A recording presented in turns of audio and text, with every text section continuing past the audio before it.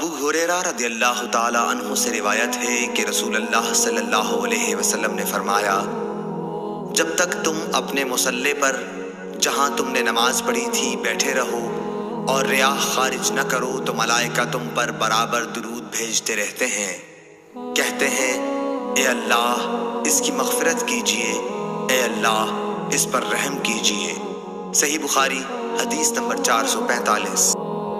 जाबिर बिन अब्दुल्लाह रज़ियल्लाहु ताला अन्हु से रिवायत है कि रसूलुल्लाह सल्लल्लाहु अलैहि वसल्लम ने फरमाया, मुझे ऐसी 5 चीज़ें अता की गई हैं जो मुझसे पहले अंबिया को नहीं दी गई थी।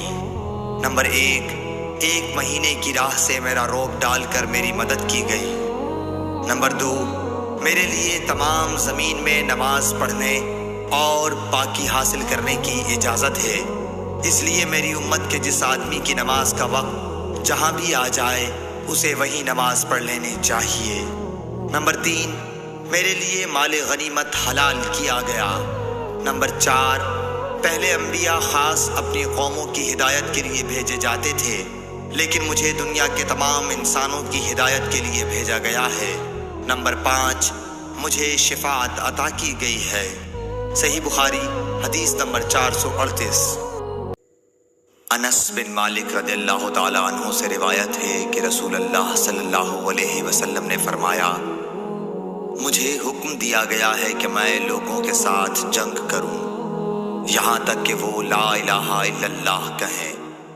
बस जब वो इसका इकरार कर लें और हमारी तरह नमाज पढ़ने लगें और हमारे क़िबले की तरफ नमाज में मुंह करें और हमारे ज़बीहा को खाने लगें तो इनका खून और इनके अमवाल हम पर हराम हो गए, मगर किसी हक के बदले, और बातिन में इनका हिसाब अल्लाह पर रहेगा। सही बुखारी हदीस नंबर 392।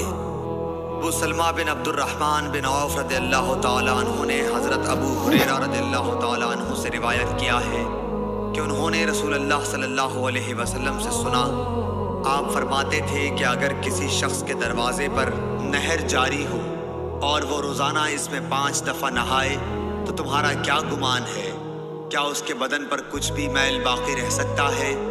सहाबा ने अर्ज़ की कि नहीं या रसूल अल्लाह, हरगिज़ नहीं।